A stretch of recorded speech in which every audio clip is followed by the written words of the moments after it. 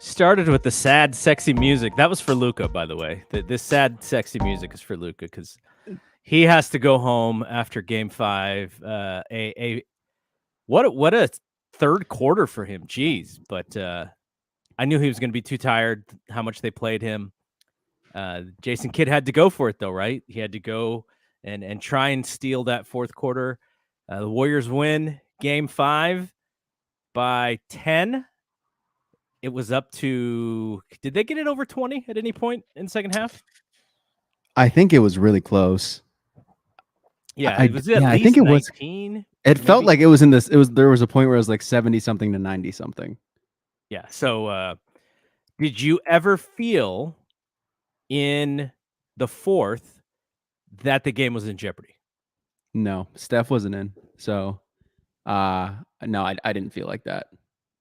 Yeah, I didn't feel that way either because I don't know if it was Van Gundy or if it was Reggie who said that the Chase was getting a little nervous, and I was like, I don't think so. Like, it was nice to try and give, try and create a little bit of excitement there because they made a nice run. I know it was like a 12-0 run or something like that, but I never thought that they were gonna come back because, like you said, Stefiano Rivera, the closer, was still about to come in.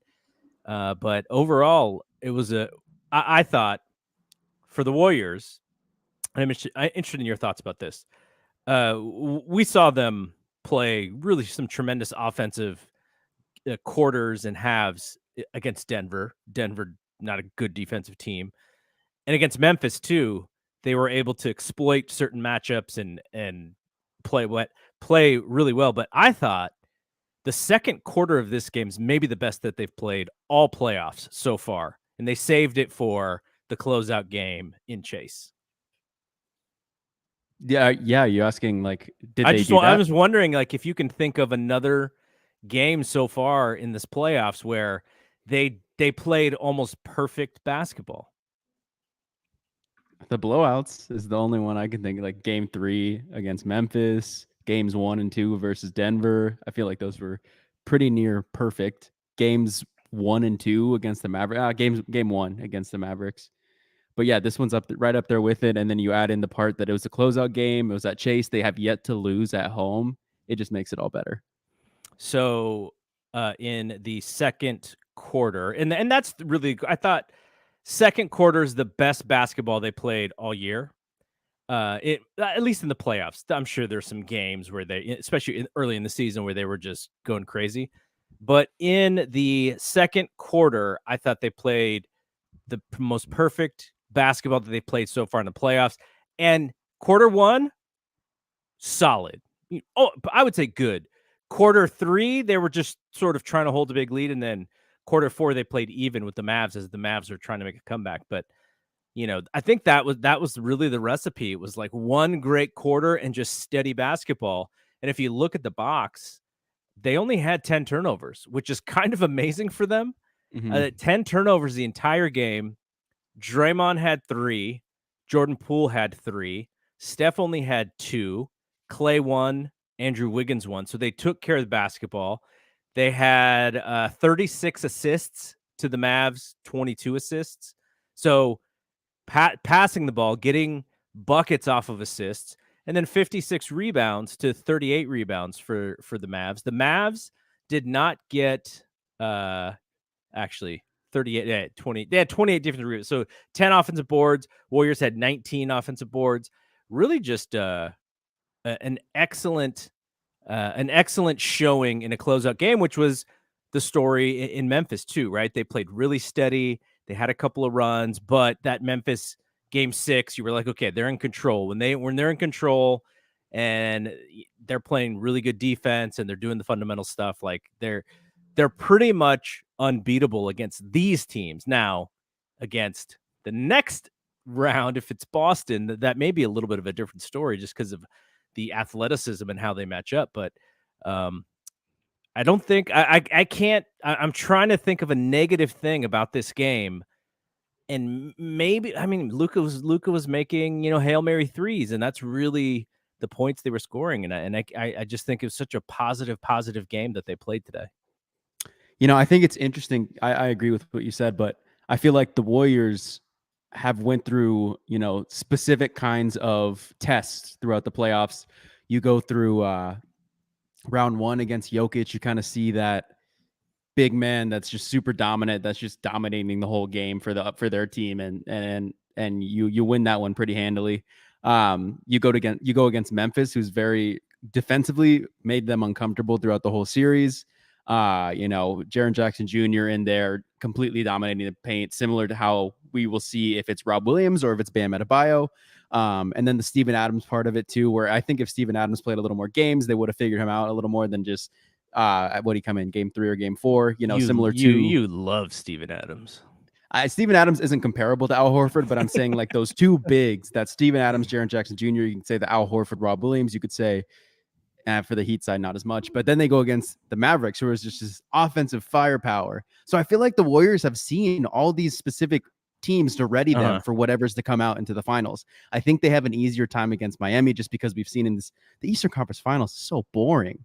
It's so boring to watch. And Miami just throws up stinkers at like 1 or 2 games every playoffs.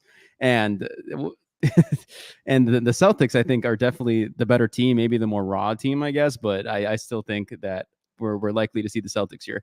So I just feel like the Warriors have gone through these specific tests, whereas the Celtics, hats off to their playoff run they've been doing so far, sweeping KD, but that team, I think you could look at it from now and be like, that wasn't really a good team.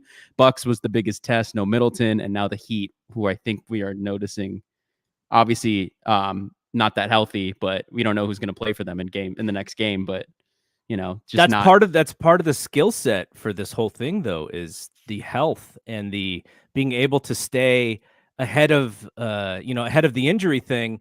When you have a heavily veteran team, the Warriors, which is the Warriors, they got a bunch of guys in their 30s, the rest during the season and, the experience in this moment, like that stuff matters. And, Kyle Lowry breaking down, who didn't see that coming? Jimmy Butler breaking down. Jimmy Butler is a tough guy, but who didn't see that coming? So Dave Dutra said that the Warriors definitely were ahead by 20. The highest lead that I can see is 23, and it happened several different times. No, actually 24. Andrew Wiggins hit 2 free throws, and they were up by no. Actually, I'm wrong. 23 is the highest. So that was the highest that they've that they were ahead. That was a few different times. 22, 23 kept going back and forth before the Mavs made it a little bit closer. So, I think when you talk about the Celtics, the thing that scares me about them, and we'll get back to this game, but you sort of brought it up. The Eastern Conference Finals are pretty boring because it's kind of like a blowout on one side or the other. These games aren't that close. They aren't that competitive. And I hope for Miami's sake that game 6 is a very competitive game, because I don't see Boston just, kind of lying down here. I think they smell blood. They know that they're just a game away, and I think they're going to come out firing. So Miami's going to have to play really good basketball. Couple of other comments here by people watching on YouTube. So Ryan F is a Celtics fan, so he's been waiting for this moment. Ryan's like, he's been keeping me up to date on how the Celtics were doing.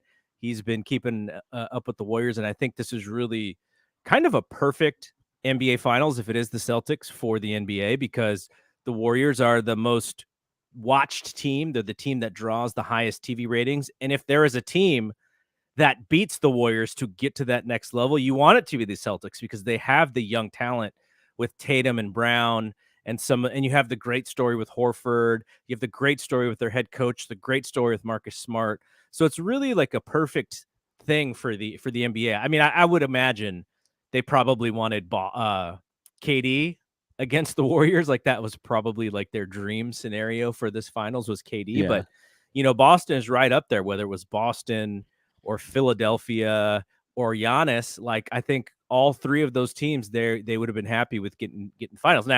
Now watch Miami sweep these last 2 games, and then it becomes a little bit more of a fight, a rock fight in the NBA Finals. They're probably not going to be that happy. And similar to the Warriors, the Celtics, like you said, they smell blood. getting it done sooner means you have more rest. It's because the final schedule is set. It's not changing. It is Yeah. Thursday. So the quicker Yep. you get done with the series, the Yep. the more rest you have for the finals. And we've been saying it with the Warriors. Let's get Denver done in 4 games. Let's get Memphis done in game 5. Let's get the Dallas done in game 4. They didn't do it any of those times. So maybe the No. Celtics don't do it either. Just send Scott Foster over there. I've been wrong like every game when I'm saying, oh, I was right about sort of the theme of the series, which is that Miami had to steal those 2 games. They had to take advantage of Horford being out. They had to take advantage of Marcus Smart being hurt. And they only split, and they were the home team. They had to take care of those 2 games. And, I fully expect. I just think Boston's a better team. So Ryan also mentioned that the Celtics are 9-5 against the Warriors over the last 7 seasons in the regular season. I've always thought that they matched up really well against the Warriors. They're long, they're athletic, they're tough defensively. The Warriors obviously had some trouble with Luka. Tatum is a different kind of player, and he's not going to be as ball dominant, but he can do things that Luka can't, which might give the Warriors, even a little bit more of a problem. Now, he's not going to be the bucket as Luka was during this series when Dallas just desperately needed a bucket. Luka always seemed to get it. Tatum's not that kind of player, but I think they're going to have their own issues with him if it is Boston here. Okay, let's go to our points here. My 3 topics of the game, and this is something that you had mentioned. You were kind of wondering. Steph Curry is the first ever Magic Johnson Award winner, the MVP of the Western Conference Finals. Now, you had said you were actually looking way ahead to the finals, saying, if the Warriors win it again, does Steph not win the Finals MVP? Because that is the award that has escaped him for his career. He's a 2-time NBA MVP, but when it comes to the finals, Andre Iguodala won it the first year. Andre Iguodala would probably tell you that Steph deserved it, but Andre was the game changer in that series. And then in the other 2, it was KD with Steph. Steph and KD kind of playing one up each other while we were blasting the Cavs. But he had to get it right. There was nobody else. I didn't think there was anybody else. Obi texted me and he said, if this was 2015, Wiggs is getting that. But yeah, no, I saw a couple tweets for Loon and I was like, let's just not push this narrative out there. I think it was Reggie on air said that he voted for Steph. Yes. So that was when I heard that, I was like, okay, that's one. But that's crazy how you have to worry about that with one of the best players in the league. It's just. Yeah, worry, ultimately, it doesn't really mean much. I think it means more to us, the fans, because we've rode with Steph this entire time. Basketball Reference doesn't have Game 5 stats completely updated yet, but, Steph led the team in points. He was a second leading rebounder on the team, first in assists.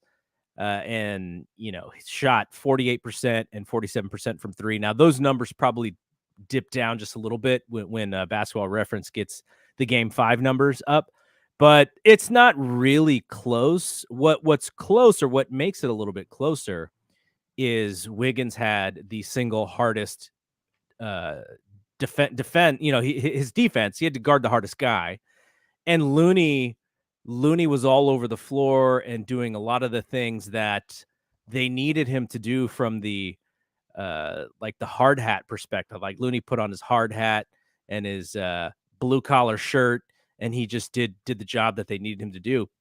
So it was interesting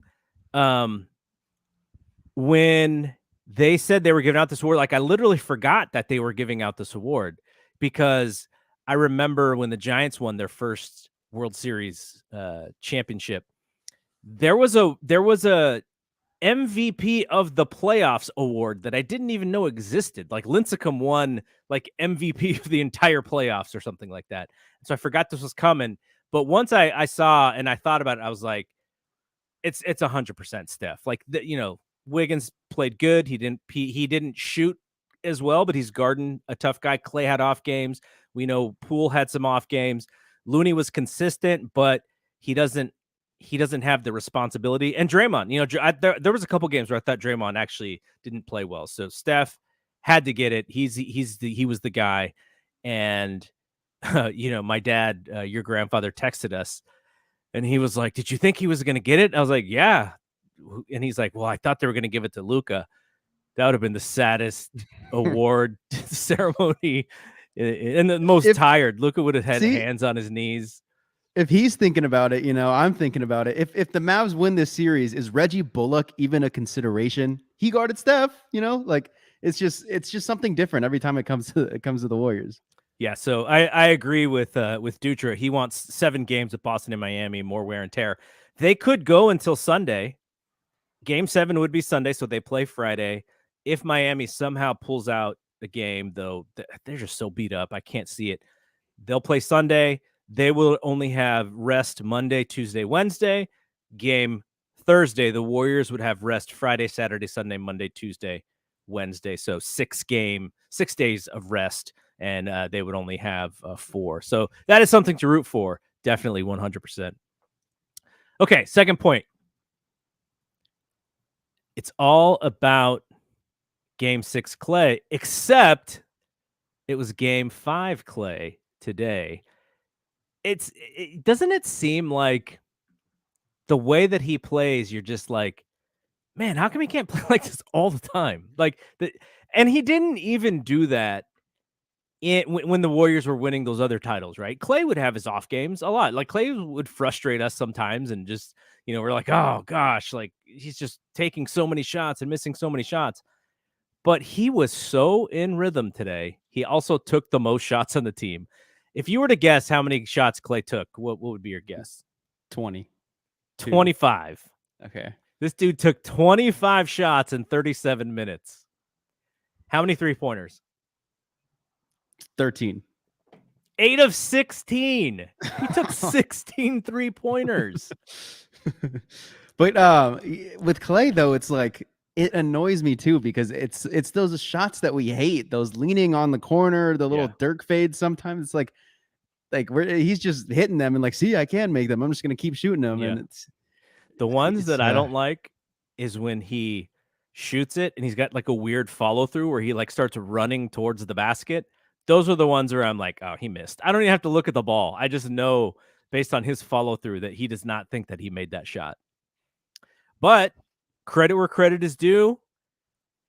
Steph and Draymond are so important to the team. If either of those guys play poorly, you need excellent play from somebody else. I thought Draymond was really good tonight, and I thought Steph was not forcing the issue until he had to. I think he knew, when he needed to take over.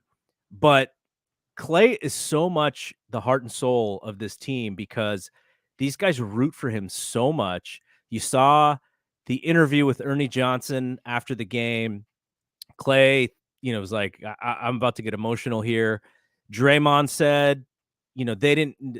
When Draymond said nobody thought they would get back, I'm not so sure that nobody thought they would get back. I kind of wonder if he meant we weren't really sure if we were going to get back, because he mentioned the conversation that he had with the GM and Bob Myers, and the conversation was about having the all-stars and then also having the young players at the same time. Those vets wanted more vets to help them get to that thing who have experience. And Bob Myers was like, no, like at some point you guys are going to retire and we need these young guys to be ready. We're not going to go through this, start over period. And so Draymond was like, I've never seen that work before. And so he kind of had to eat a little bit of crow tonight, which I really appreciate that he did, because it actually did work. Now, why did it work? Well, it worked because those 3 guys were great. That's why it worked. Yeah. I kind of think that Draymond summarized it perfectly. I think I feel like I saw a lot of media members who I wouldn't say totally counted them out, but maybe from, the start they had this season, no one thought that was going to happen. I mean, like I genuinely think he summarized it perfectly. You know, Clay goes down with 2 major injuries. Steph breaks his wrist. They have that 19 win season where they draft Maybe James less. Wiseman, I think it was less 13 or wins. something. It was 15 maybe, something like that. something in that range. And you know, they pick up Wiseman. The Kelly Oubre experiment was trash. I mean, if you look at some of those lineups in the 2019 season with D'Lo, it was like, oh my God, who was the point guard? I'm trying to remember his name. Kai Bowman. Yeah. Kai Bowman, D. Lee, But Pascal. You know, wait. But didn't you get Russell jersey? Don't you still have a Russell okay, jersey? man. Hey, he's very valuable to the Warriors because if Minnesota did not believe he had value, the Warriors don't get Wiggins. Like that's the whole thing that swings this whole thing to where they could play. It was just Minnesota wanting Russell so badly because he and Cat were friends. It's like It's that's the that, whole thing.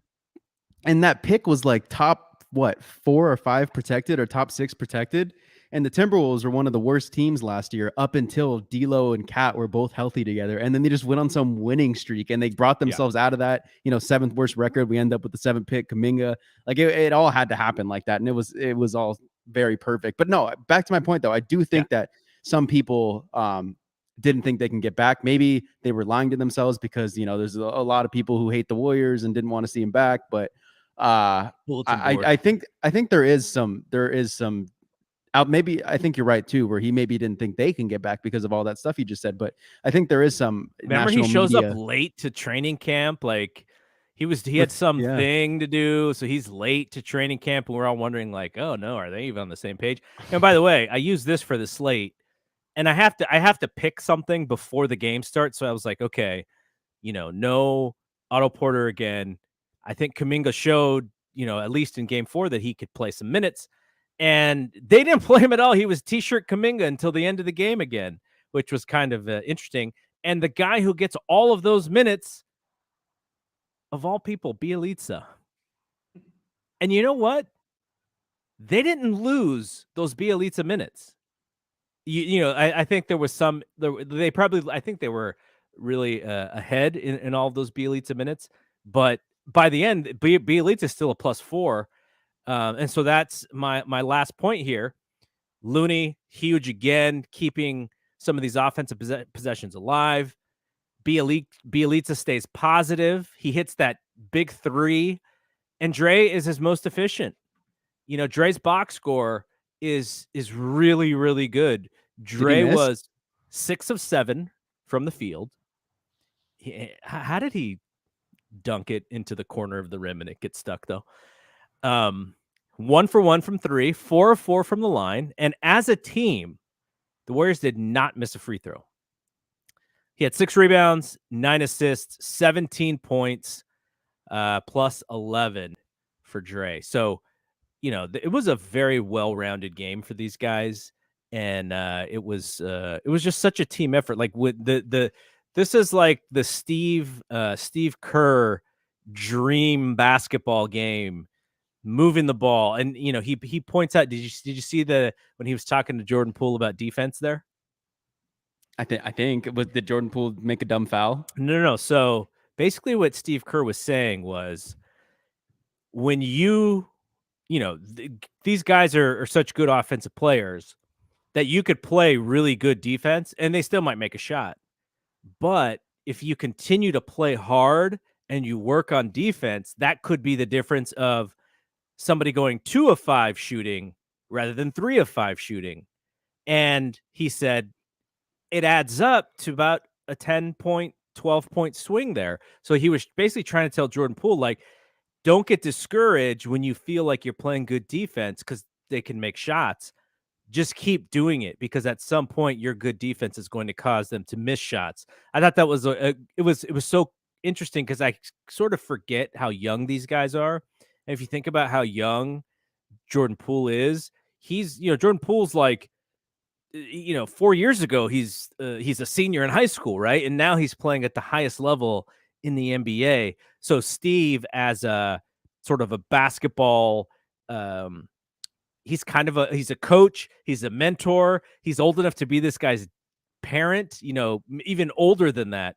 And so the way that he talked to Poole, I thought was really, really cool, really interesting, kind of just breaking it down like, dude, you're doing it. Just keep doing it. Even if the shots fall, like that's how we're going to win this game. I thought that was really good. I missed that whole thing. But yeah, Jordan Poole's like 7 days older than me. Yeah. I think and to add on to the D'Lo turning into all this other stuff, Poole also like that. It's so essential that all these things go the right way for this to happen, and everything really did go all the right way. So Dutra says Stephen A. Smith did call the Warriors making the finals this year prior to the season beginning. And then he said, my favorite sports personality, Stephen A. Smith, out of all of those guys, Skip Bayless and those guys who are just trying to create headlines and trying to get retweets and trying to go viral, like that's literally what their shows are about. I actually like Stephen A. the most. And the reason is because he is ESPN's highest paid employee. Stephen A. Smith makes the most money from anybody at ESPN. Now, I'm trying to think now because Joe Buck and Troy Aikman just signed big deals with ESPN. So I don't know. I mean, I think maybe he's still the highest, but that dude just is a take creator, right? And He's also the biggest Warriors fan out of all of those guys you just mentioned. Stephen A. Smith loves the Warriors. So good on Stephen A. Smith. When he gets one right, you gotta call it out because we sure call it out when he gets them wrong. All right, so great way to close this series out. Now you had posted on Twitter. I meant to grab the screenshot. You said this one was the sweetest of the Western Conference Finals victories, and I thought about it. I was like, no, for me, it's still the first one because it was such. It's just the ground, we had never been there before. So I'm like, this feels cool. Like, I don't know how to feel for this one. Like you said, I didn't really get nervous about it. I was like, we've been here before. I'm not too concerned, but why is it the sweetest to you? I knew like right when I was like typing that up, I thought about 2015 and I knew what if anyone was going to say something, it was going to be about 2015. They hadn't been there since. I mean, when not Barnett. Who's the Warriors great? Who's the Warriors? Wow, I'm blanking. Who's the guy? Who's the guy that won the championship last time? Wait, who are you talking about? The guy. I'm blanking on a Warriors legend who I know by name and I can't think of it right now. The last time the Warriors won the championship before 2015. You're talking about who was on their team? The star player. You're talking about Rick Barry? Thank you. From 1974? And that was the last time they were there, right? They may had gotten. I think Barry may have gotten back either before. Maybe it was before then, but I think he'd gone to the finals twice, but he won it once. But yeah, I knew the implications behind obviously 2015, and I just feel like for my age, I knew the game of basketball. I was playing the game of basketball. I understood everything. I understood who was on our team. I was a fan, but I just think that when we got bad, that's like when I kind of zoned in on the NBA, trying to learn everything, gearing up my knowledge so I could do my own podcast. So I'd say right when we got bad is when I like just went all in. And that was probably the worst year to go all in because like, I don't want to discount the basketball knowledge I had pre that because I understood what everything meant in 2015 and 2016, all the way up to 2019 when we lost against the Raptors. Like I remember all that. I remember all those emotions, all those feelings. But for me, like completely zoning in, listening to all these podcasts, listening to Plus Minus for every single episode that's come out for the past 3 years, listening to all these Warriors podcasts I can, just, watching as much media and all the games and all the everything, knowing all the storylines, do you remember Wiggins not wanting to get a shot like that? That feels like forever ago. But yeah, I've been like so, all in on the Warriors for the past 2 years, more than I have any other sport, more than I have any other team. So I just feel like for me, this one feels better because I agree with all the Draymond sentiments. That's why I already said it. Like I do think there's some truth into that. Stephen A. Smith, love him. Thank God he was the one guy that said it, but I really don't think there were that many others that really thought that. Half of the 3/4 of the media people thought the Lakers were going to go. Like, Yeah, I mean, I thought the Warriors at the beginning of the season, I thought they were going to be right around the fourth or fifth best team in the West. But I put them as fourth. the thing that you always had in your back pocket as a Warriors fan is if they get there and those guys are healthy, that changes the scenario. Because if you remember, the reason why the Warriors were fourth instead of first or second was because Clay wasn't there, and nobody knew what Poole was going to do. Nobody knew how Wiggins was going to play. Right, Wiggins' first half of the season was excellent, so all those things had to happen, and then you get Clay back. But also remember, when Clay came back, they took a step back as a team. Draymond gets hurt. Clay comes in. He's not. He's still getting his feet wet. Wiggins regresses.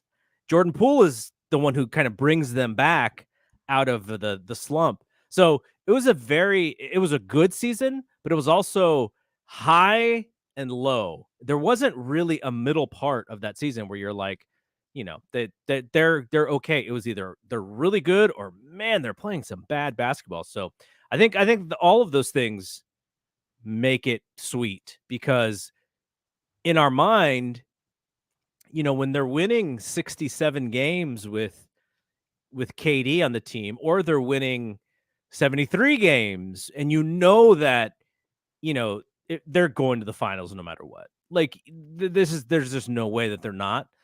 That 67 games in 2015.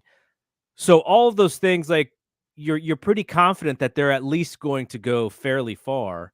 But this year, I wasn't so sure. I was like, things have to happen correctly. And if they do, they have a really good chance because they have all that experience and they have the closer, Stefiano Rivera. And he showed. And like you said, he showed 20. it. Yeah, and I think in 2016, I think we all thought they were going to go, even though they were down 3-1 against the Thunder. We started sweating a little bit, but I think they got the back. Only reason you know why they won is because of Carmichael. Carmichael started crowing. He thought it was in the bag. He jinxed his team, and the Warriors came back.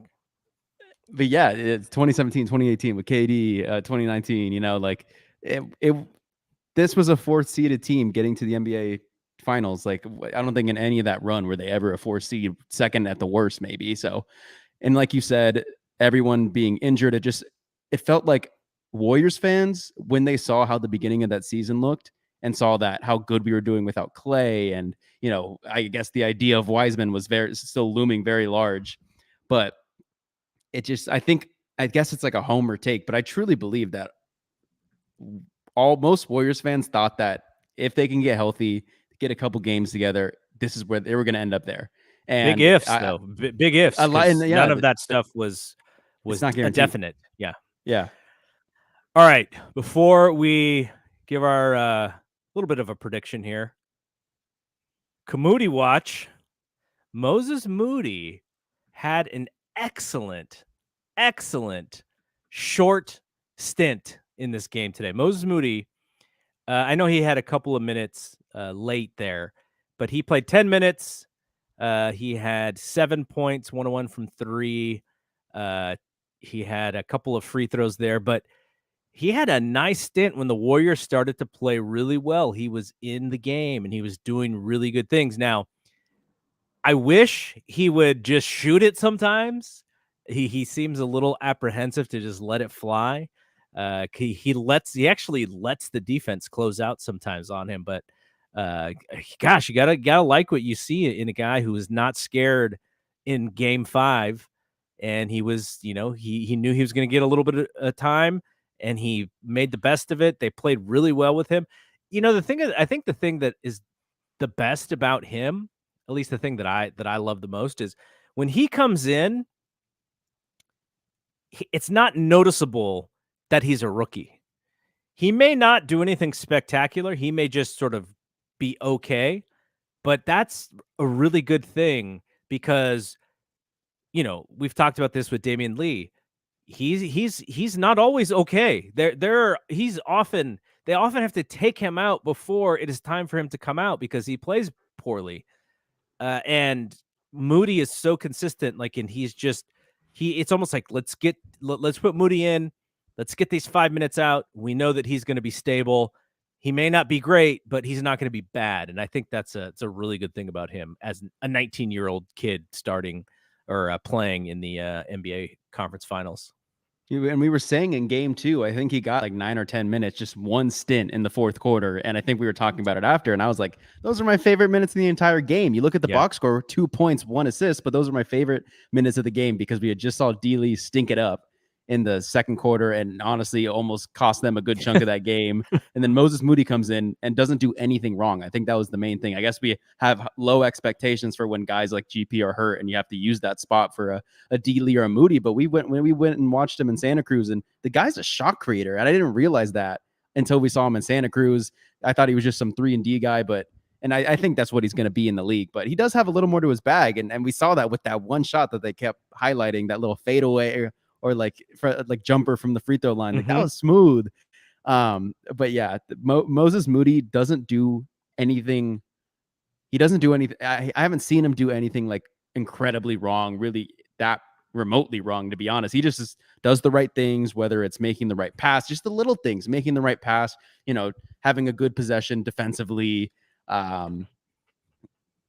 taking the shot, I guess, when he's open and hitting it. Like when he shot today from that Steph feed, like I was like, that's going in. Like that. Yeah. It looked good. It's a very nice stroke too. It just looks like a good shot when he shoots it. Agree. So you think we're going to see GP2 if you were to bet?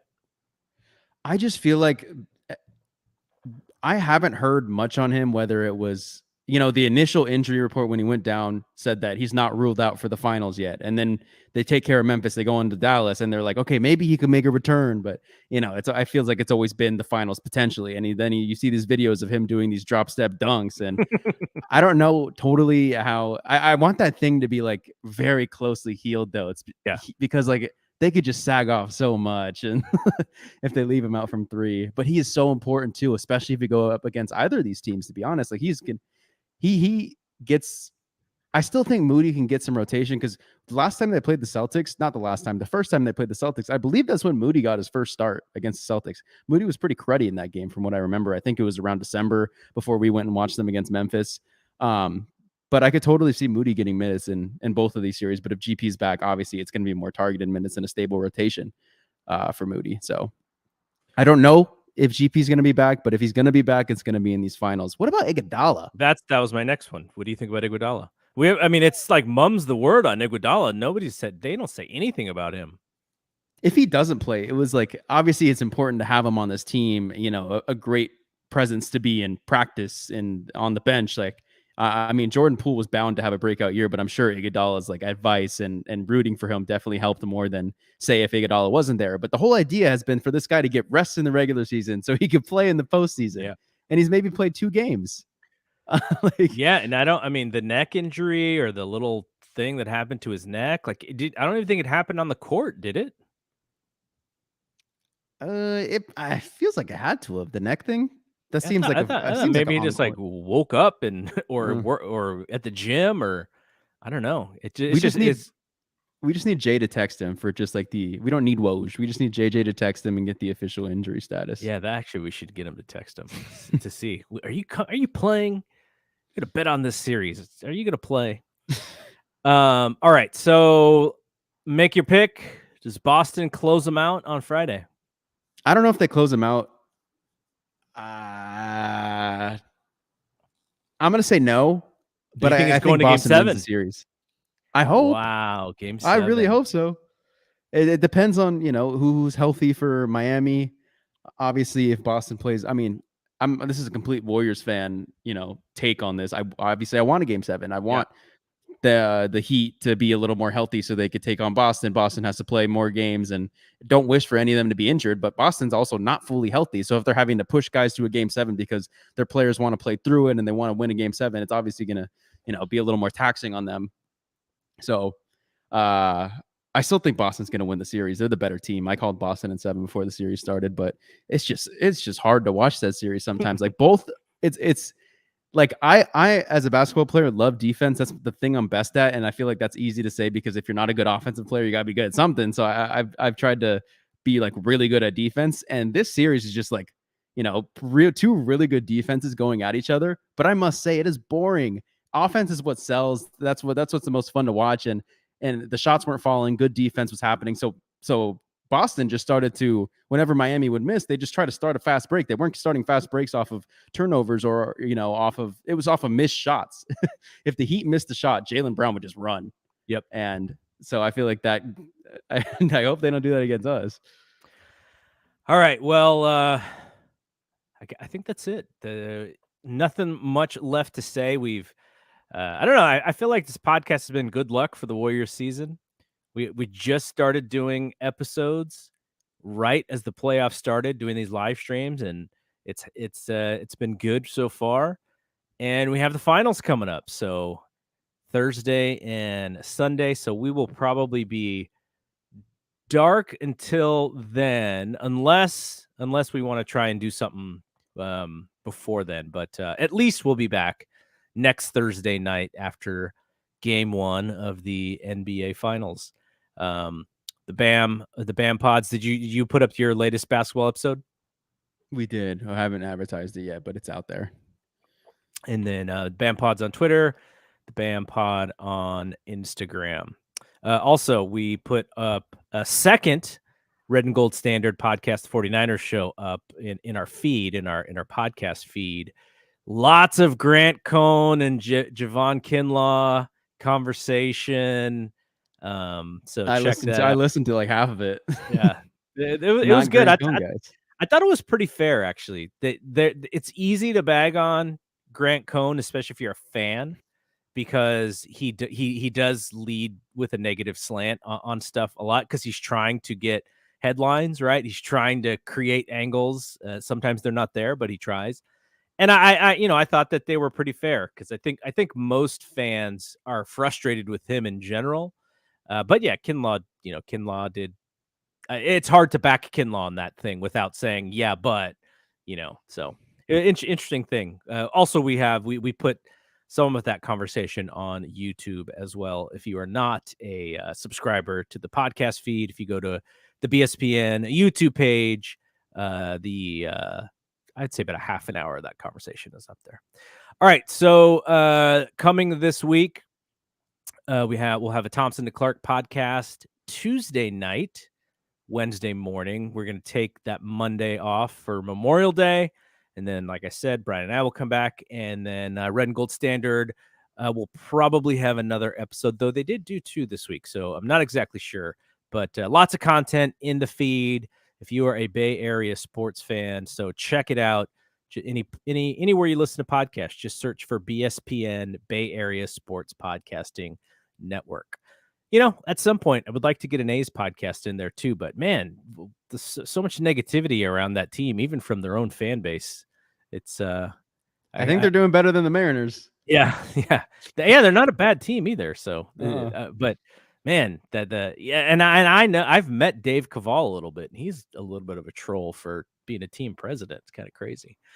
All right, so that'll be it from here. We'll see you next week. For Bry, I'm Double G. See you when we see you. Peace out.